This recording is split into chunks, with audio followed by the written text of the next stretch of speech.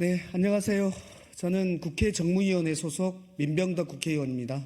지금 선거가 한참이라서 돌다가 정무위 사안 때문에 올라와서 이제 하게 됐습니다. 어제 금감원장께서 ELS 사태에 대해서 분쟁 기준안을 발표했는데 이것과 관련해서 반박 기자회견입니다. 먼저 오신 분들 소개해드리겠습니다. 우리 금융정의원대의 김득희 상임대표님 오셨습니다. 그리고 금융소비자연맹의 조연행 회장님 오셨습니다.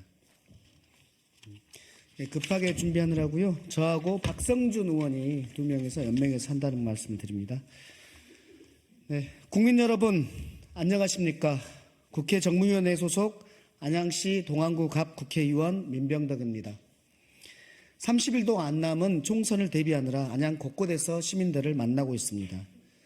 어제 금감원이 발표한 ELS 사태 대책에 대해 금융당국의 인식과 태도 전환을 촉구하고 새로운 배상 기준 마련을 촉구하고자 바쁜 시간을 쪼개 이 자리에 섰습니다.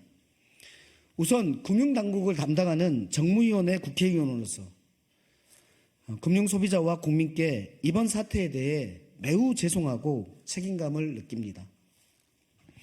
어제 오전 10시 이복현 금융감독원장은 홍콩 H지수 ELS 판매사 검사 결과를 발표하고 원금 손실을 본 40만 계좌 가입자들에 대한 보상 가이드라인인 분쟁 조정 기준을 설명했습니다. 금감원장은 이 사태에 대해 안타깝다고 합니다. 앞으로는 재발하지 않기를 바라는 마음으로 성찰하는 계기로 삼겠다고 합니다. 어디에도 사과나 반성은 없습니다. 이복현 금융감독원장 개인이 아니고 금융감독원과 금융위원회, 우리 금융당국 전체에게 질문하겠습니다. 금융소비자와 국민께 죄송하지 않습니까?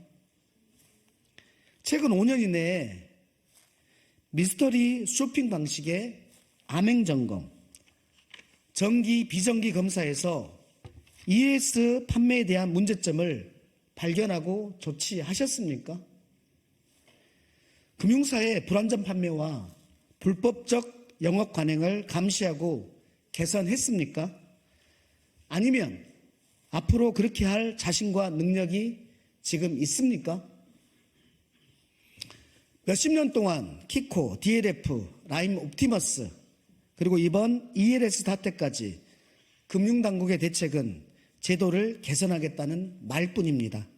이번에도 금융감독원장은 금융투자상품 판매제도 개선도 추진하겠다고 합니다. 제도를 잘못 만든 금융당국과 행정부와 입법부 모두의 책임이라고 하는 것입니까? 지난 2월 20일 저를 포함한 민주당 정무위원회 소속 의원들은 정부의 적극 대응을 촉구하면서 그 기자회견에서 5가지 조치를 촉구했습니다. 정무위 전체회의 개최, 그리고 ELS에 대한 업무 보고를 하라. ELS 사태 수습 절차에 투명한 공개를 하라. 불안전 판매 실태에 대한 철저한 파악과 엄정한 배상 기준을 마련하라. 금융상품 판매 환경의 근본적인 개혁을 하라. 판매자 교육 강화와 금융회사 내부 통제 체계를 강화하라. 이 중 한 가지라도 금융당국이 응답했거나 행동하는 것이 없습니다. 불통과 고집은 용산에만 있는 것이 아닌 것 같습니다. 어제 금감원이 발표한 ELS 분쟁 조정 기준은 판매 금융사의 불안전 판매 책임은 충분히 반영하지 않았고, 다시 하겠습니다. 중요하니까요. 어제 금감원이 발표한 ELS 분쟁 조정 기준은 판매 금융사의 불안전 판매 책임은 충분히 반영하지 않았고 피해자의 책임은 과하게 반영했습니다. 예전 DLF 분쟁 조정 기준보다도 훨씬 후퇴했습니다. 구체적으로 보겠습니다. 은행의 공통 배상 기준은 DLF에서 25%였는데 이번에는 10%로 낮아졌습니다. 투자 경험에 따라서 차감하는 최대 비율은 DLF에서 10%였는데 라임 5%였고, 그런데 ELF에서는 25%로 투자자의 책임을 높였습니다. 매입 규모에 따라 차감하는 최대 비율은 DLF에서 10%, 라임에서는 5%였는데 ELF에서는 15%로 또 투자자의 책임을 높였습니다. 투자 금액 역시 DLF 2억 원 초과일 경우에 마이너스 5%, 라임에서 2억 원 초과 마이너스 3%였는데 ELS에서는 5천만 원 초과할 때에 마이너스 5%를 차감하는 것으로 또 투자자의 책임을 높였습니다. 한마디로 판매사의 책임은 가볍게 하고 투자자의 책임은 무겁게 했습니다. 지난 2월 우리 안양지역위원회 사무실에 40여 분의 ELS 피해자 여러분께서 방문해서 피해 사례를 주셨습니다. 모두 안양에 거주하시는 분들이었습니다. 39세 시민께서는 거래한 적도 없는 은행 지점에서 갑자기 전화가 와서 ELF 상품을 권유했다고 합니다. 은행에 갔더니 한 번도 가보지 않았던 VIP실로 안내해서 장시간 상품 가입을 유도했고 나중에는 부모님 노후 자금까지 가입할 것을 권유했다고 합니다. 어떤 42세 시민께서는 투자 성향 분석표를 작성하라고 해서 그대로 작성했더니 이렇게 되면 투자를 할 수가 없다라고 하면서 특정 항목을 다시 체크해서 가입할 것을 종용했고 결국 상품 가입이 가능한 위험 성향이 된 것입니다. ELS 손실이 난 그분의 자금은 전세 자금이었습니다. 이에 항의했더니 은행에서는 전세 자금을 다시 대출해 주겠다고 그렇게 답을 합니다. 어떤 분은 지인이 실적 때문에 부탁을 해서 ELS 가입했는데 그 이후에 그 지인은 다른 데로 옮겼고 그리고 나서 단 한 번의 재가입 서류도 작성하지 않았고 상품에 대한 설명도 듣지 않았는데 계속해서 자동적으로 재가입되었다고 합니다. 금감원 분쟁 조정 기준에 따르면 이분들은 나이가 젊습니다. 재가입을 했습니다. 그리고 거액의 전세장을 맡겼습니다. 그러면은 배상을 적게 받을 수밖에 없게 됩니다. 그런데 구체적인 상황에서 이것이 맞습니까? 이것이 공정이고 금융 정의입니까? 제가 당사자들께 들은 불안전 판매 상황은 언론을 통해 접한 것보다 훨씬 심각했습니다. 은행을 믿지 못하면 누구를 믿나요? 나라가 망하기 전에는 손실 위험이 없다고 했다고 합니다. 노후자금, 전세자금, 배우자 사망보험금 이렇게 함부로 고위험 투자에 활용하기 힘든 자금에도 불구하고 은행의 신뢰도를 내세워서 상품 가입을 강하게 가입했다는 것이 문제입니다.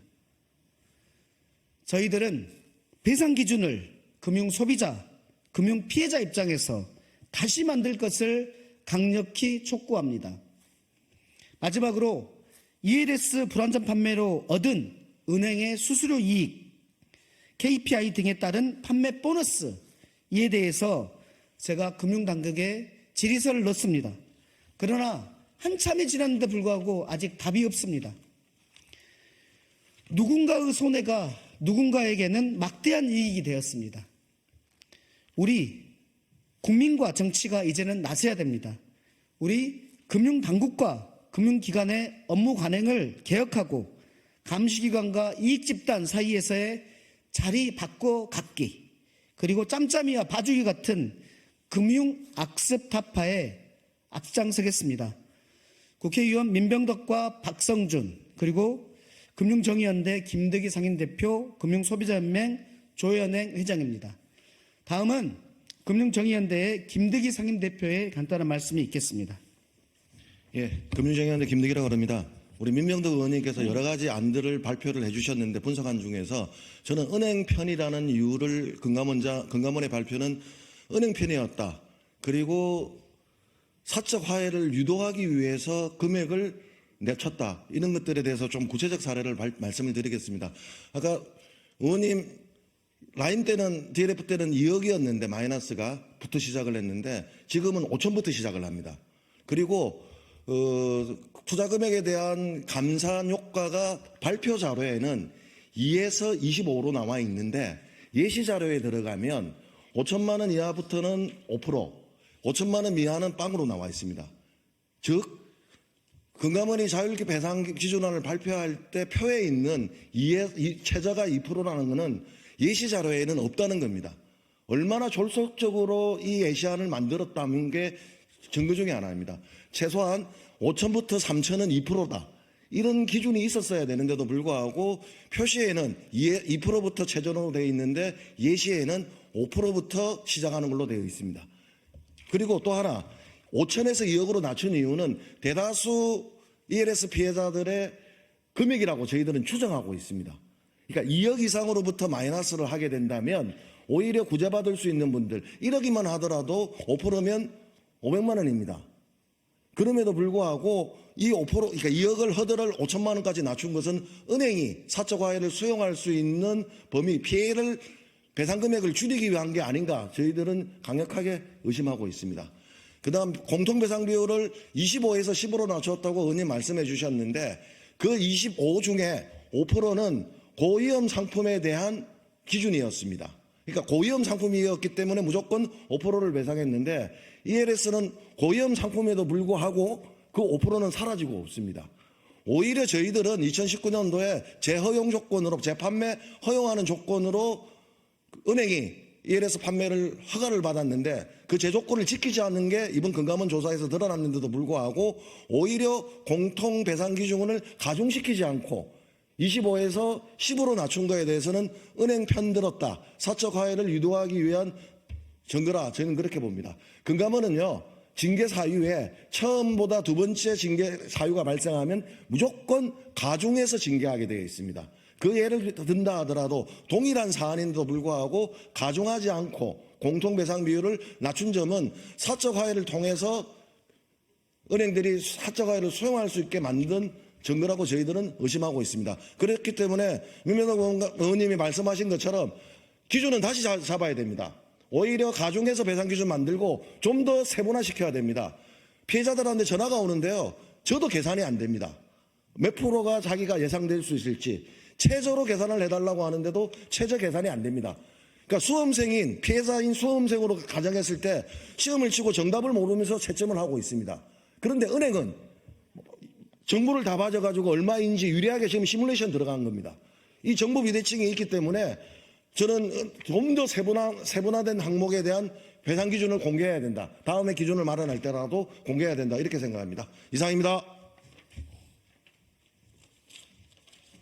예, 금융소비자연맹 조현행 회장입니다. 먼저 그 바쁜 시간에도 이렇게 귀중한 시간을 마련한 우리 민명덕 의원님, 박성준 의원님 감사드립니다. 금융소비자 피해는 굉장히 방대하게 광범위하게 이루어져 왔습니다.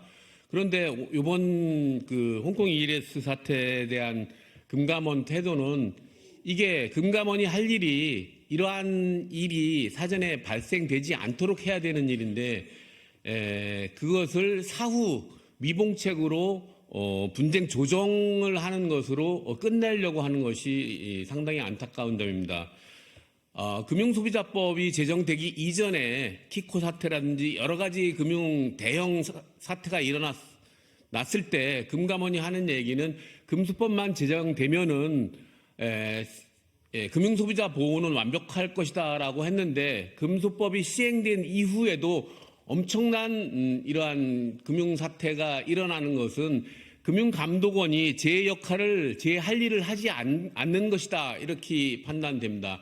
그동안 키코 사태라든지 DLF라든지 이런 사태가 일어났을 때 소비자들은 공동으로 뭉쳐가지고 공동소송을 제기해서 금융사에 대항하는 수뿐이 없었습니다.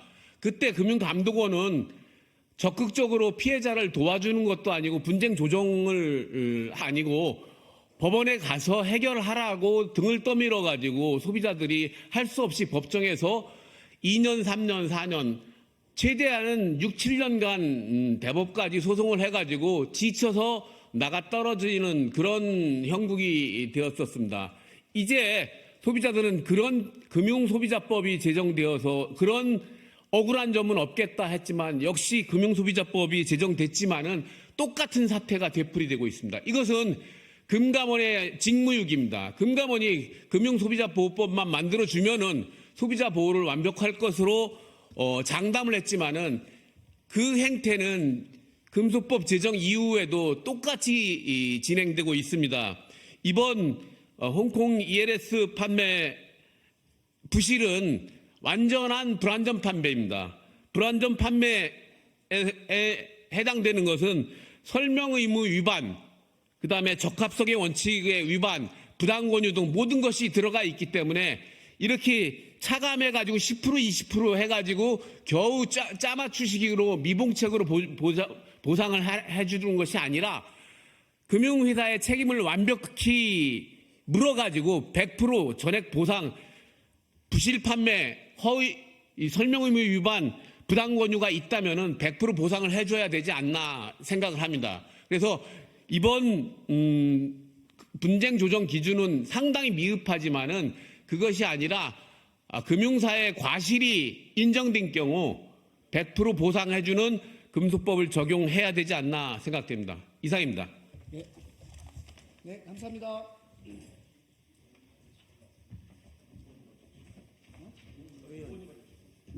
왜 갑자기?